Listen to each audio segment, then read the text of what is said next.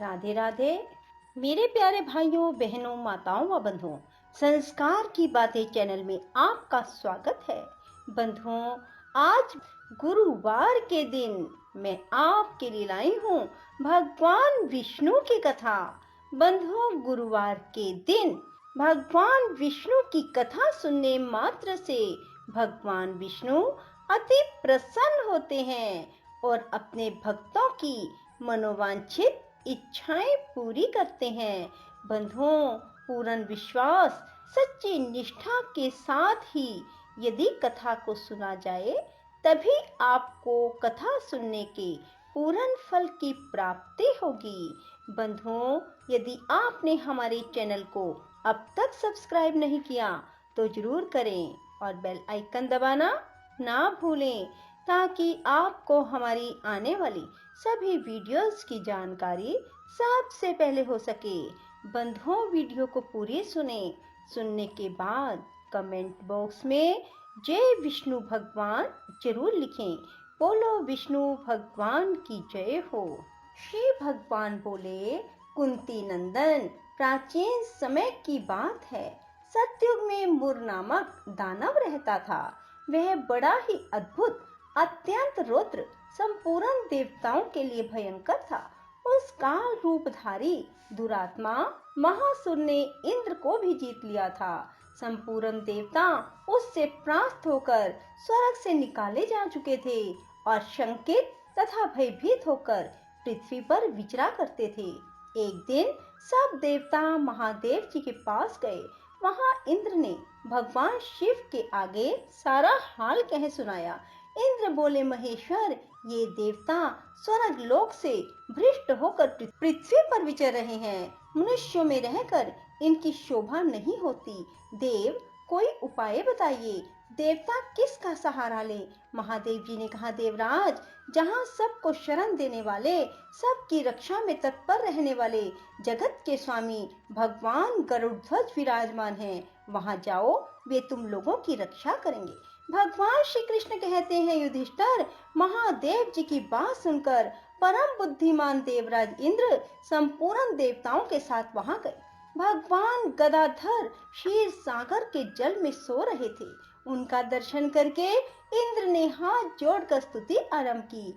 इंद्र बोले, देव देवेश्वर, आपको नमस्कार है। देवता और दानव दोनों ही आपकी वंदना करते हैं। पुंडरीकाक्ष, आप दैत्यों के शत्रु हैं। मधुसूदन, हम लोगों की रक्षा कीजिए। जगन्नाथ, संपूर्ण देवता मोर नामक दानव से भयभीत होकर आपकी शरण में आए हैं। भक्तवत्सल, हमें बचाइए। देव देवेश्वर, हमें बचाइए। जनार्दन, हमारी रक्षा कीजिए, रक्षा कीजिए। दानवों का विनाश करने वाले कमल नयन, हमारी रक्षा कीजिए। प्रभो, हम सब लोग आपके समीप आए हैं, आपकी ही शरण में आ पड़े हैं। भगवान, शरण में आए हुए देवताओं की सहायता कीजिए। देव, आप ही पिता, आप ही मति, आप ही कर्ता, आप ही कारण हैं। आप ही सब लोगों की माता और आप ही इस जगत के पिता हैं। भगवान, देव देवेश्वर, शरणागत वत्सल देवता भयभीत होकर आपकी शरण में आए हैं। प्रभो, अत्यंत उग्र स्वभाव वाले महाबली मुर नामक दैत्य ने संपूर्ण देवताओं को जीतकर इन्हें स्वर्ग से निकाल दिया है। इंद्र की बात सुनकर भगवान विष्णु बोले, देवराज, वह दानव कैसा है? उसका रूप और बल कैसा है? उस दुष्ट के रहने का स्थान कहाँ है? इंद्र बोले, देवेश्वर, पूर्व काल में ब्रह्मा जी के वंश में तालझंग नामक एक महान असुर उत्पन्न हुआ था, जो अत्यंत भयंकर था। उसका पुत्र मुर दानव के नाम से विख्यात हुआ। वह भी अत्यंत उत्कट, महापराक्रमी और देवताओं के लिए भयंकर है। चंद्रावती नाम से प्रसिद्ध एक नगरी है, उसी में स्थान बनाकर वह निवास करता है। उस दैत्य ने समस्त देवताओं को परास्त करके स्वर्ग लोक से बाहर कर दिया। उसने एक दूसरे ही इंद्र को स्वर्ग के सिंहासन पर बिठाया। अग्नि, चंद्रमा, सूर्य, वायु, वरुण भी उसने दूसरे ही बनाए। जनार्दन, मैं सच्ची बात बता रहा हूँ। उसने सब कोई दूसरे ही कर लिए। देवताओं को तो उसने प्रत्येक स्थान से वंचित कर दिया। इंद्र का कथन सुनकर भगवान जनार्दन को बड़ा क्रोध हुआ। वे देवताओं को साथ लेकर चंद्रावतीपुरी में गए। देवताओं ने देखा दैत्यराज बारंबार गर्जना कर रहा है। उससे त्रास्त होकर संपूर्ण देवता दसों दिशाओं में भाग गए। अब वह दानव भगवान विष्णु को देखकर बोला, खड़ा रहे, खड़ा रहे। उसकी ललकार सुनकर भगवान के नेत्र क्रोध से लाल हो गए। बोले, अरे दुराचारी दानव, मेरे इन भुजाओं को देख। यह कहकर श्री विष्णु ने अपने दिव्य बाणों से सामने आए हुए दुष्ट दानवों को मारना आरंभ किया। दानव भय से विह्वल हो उठे।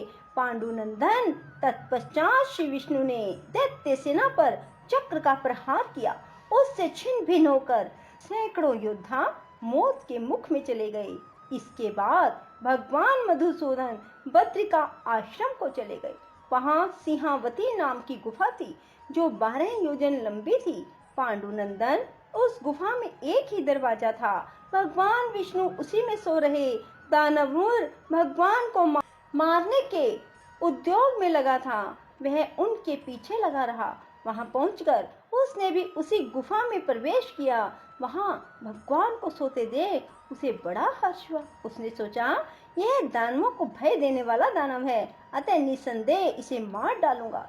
युधिष्ठिर दानव के इस प्रकार विचार करते ही भगवान विष्णु के शरीर से एक कन्या प्रकट हुई जो बड़ी ही रूपवती, सौभाग्यशालिनी तथा दिव्य अस्त्र शस्त्रों से युक्त थी। वह भगवान के तेज के अंश से उत्पन्न हुई थी। उसका बल और पराक्रम महान था। युधिष्ठिर दानवराज मूर ने उस कन्या को देखा। कन्या ने युद्ध का विचार करके दानव के साथ युद्ध के लिए याचना की। युद्ध छिड़ गया। कन्या सब प्रकार की युद्ध कला में निपुण थी। वह मूर नामक महान असुर उसके हुंकार मात्र से राख का ढेर हो गया। दानव के मारे जाने पर भगवान जाग उठे। उन्होंने दानव को धरती पर पड़ा देखा। पूछा, मेरा यह शत्रु अत्यंत उग्र और भयंकर था, किसने इसका वध किया? कन्या बोली, स्वामीन, आप ही के प्रसाद से मैंने इस महादैत्य का वध किया। श्री भगवान ने कहा, कल्याणी, तुम्हारे इस कर्म से तीनों लोकों के मुनि और देवता आनंदित हुए हैं। अतः तुम्हारे मन में जैसी रुचि हो उसके अनुसार मुझसे वर मांगो। देव दुर्लभ होने पर भी वह वर मैं तुम्हें दूंगा, इसमें तनिक भी संदेह नहीं। वह कन्या साक्षात एकादशी थी। उसने कहा, प्रभो, यदि आप प्रसन्न हैं तो मैं आपकी कृपा से सब तीर्थों में प्रधान, समस्त विघ्नों का नाश करने वाली, सब प्रकार की सिद्धि देने वाली हूँ। जनार्दन, जो लोग आप में भक्ति रखते हुए मेरे दिन को उपवास करेंगे उन्हें सब प्रकार की सिद्धि प्राप्त हो। माधव, जो लोग उपवास, नक्त अथवा एक भुक्त करके मेरे व्रत का पालन करें उन्हें आप धन, धर्म और मोक्ष प्रदान कीजिए। श्री विष्णु बोले, कल्याणी, तुम जो कुछ कहती हो वह सब पूर्ण होगा। भगवान श्री कहते हैं, युधिष्ठिर, ऐसा वर पाकर महाव्रता एकादशी प्रसन्न हुई। दोनों पक्षों की एकादशी समान रूप से कल्याण करने वाली है। इसमें शुक्ल और कृष्ण का भेद नहीं करना चाहिए। यदि उदय काल में थोड़ी सी एकादशी, मध्य में पूरी द्वादशी और अंत में किंचित त्रयोदशी हो तो वह त्रिस्पर्शा एकादशी कहलाती है। वह भगवान को बहुत ही प्रिय है। यदि एक त्रिस्पर्शा एकादशी को उपवास कर लिया जाए तो 1 सहस्त्र एकादशी व्रतों का फल प्राप्त होता है। इसी प्रकार द्वादशी में पारण करने पर सहस्त्र गुना फल माना जाता है। अष्टमी, एकादशी, षष्ठी, तृतीया, चतुर्दशी यदि पूर्व तिथि से विद्ध हों तो उसमें व्रत नहीं करना चाहिए। परिवर्तनीय तिथि से युक्त होने पर इसमें उपवास का विधान है। पहले दिन में और रात में भी एकादशी हो तथा दूसरे दिन केवल प्रातः काल एक दंड एकादशी रहे तो पहली तिथि का परित्याग करके दूसरे दिन की द्वादशी युक्त एकादशी को ही उपवास करना चाहिए। यह विधि मैंने दोनों पक्षों की एकादशी के लिए बताई है। जो मनुष्य एकादशी को उपवास करता है वह वैकुंठ धाम में, जहाँ साक्षात भगवान गरुड़ध्वज विराजमान है, जाता है।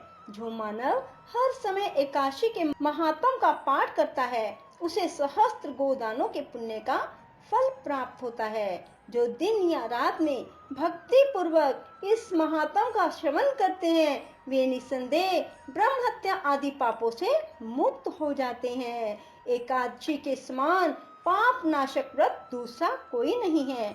बोलो विष्णु भगवान की जय हो। राधे राधे, जय श्री कृष्णा। बंधुओं, यदि आपको हमारी वीडियो पसंद आए तो इसे लाइक करें और शेयर भी जरूर करें। धन्यवाद।